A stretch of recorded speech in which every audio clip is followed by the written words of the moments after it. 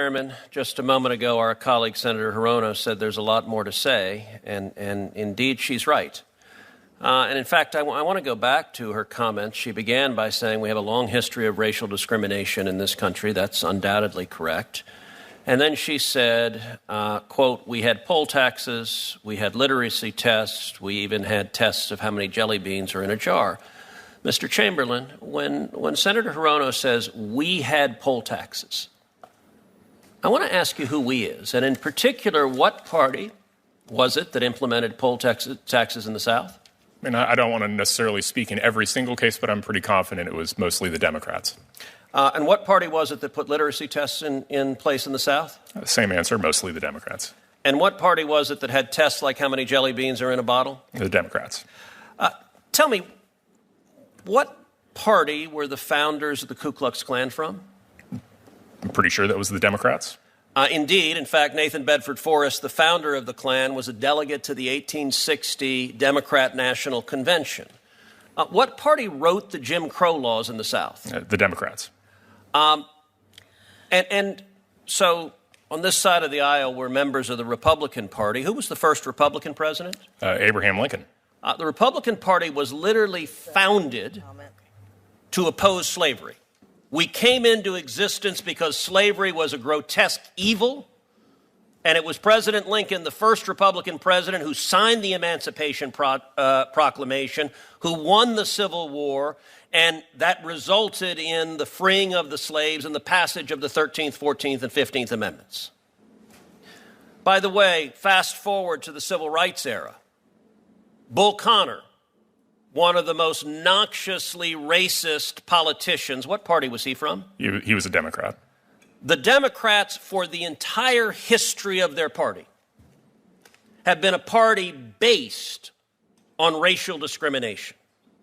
They affirmatively embrace it. They support it.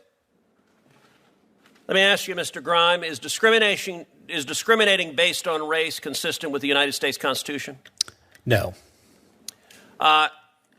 What does the 14th Amendment say about discrimination based on race? It's prohibited.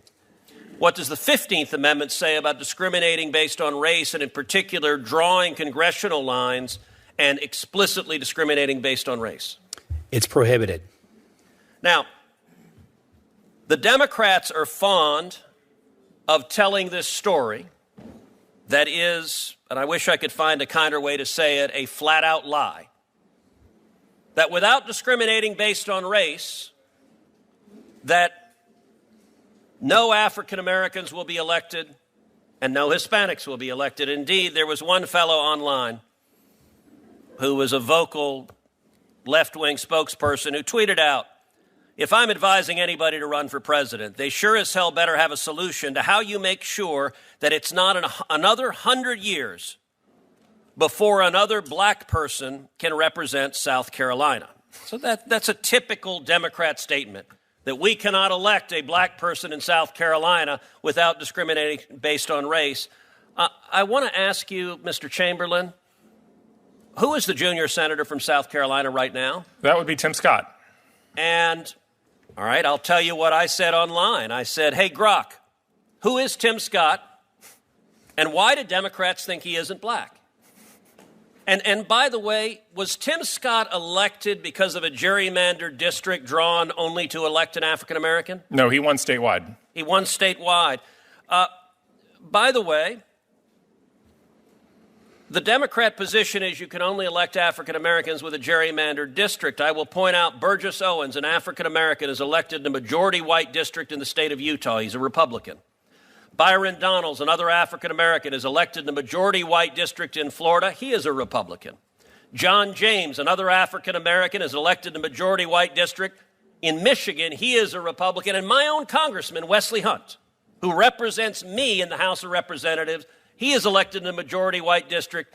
He is a Republican. And yet, in the Democrats' world, you're not black if you're not a liberal Democrat. There is an arrogance to African American voters. By the way, they also have that same arrogance to Hispanic voters. They say you're not Hispanic if you're not a liberal Democrat. Well, I'll tell you, I am proud to be the first Hispanic ever elected to represent the state of Texas in the United States Senate. And Mr. Chamberlain, in my election in Texas, was I elected in a gerrymandered district that could only elect an Hispanic? No, you were elected statewide. Discrimination based on race is wrong. Final question. The Democrats are now clutching their pearls that seats drawn to elect liberal Democrats in the South are going to go away.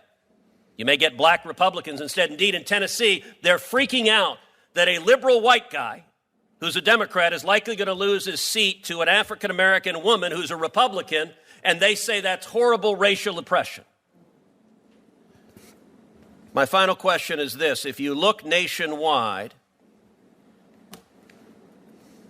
which party has egregiously abused gerrymandering for decades? Both parties are guilty of it, but who has been the worst offender? And in particular, take New England. Take Massachusetts, take Connecticut, take Rhode Island, take Maine, take Vermont, take New Hampshire. How many Republicans are elected from all of New England in the House of Representatives? I think the answer to that is zero. Zero. They've drawn every district in a naked gerrymander, and yet they're very upset that their illegal pursuit of power has now been stopped by the Supreme Court that is enforcing the Constitution and prohibiting the racial gerrymandering and discrimination their party is built on.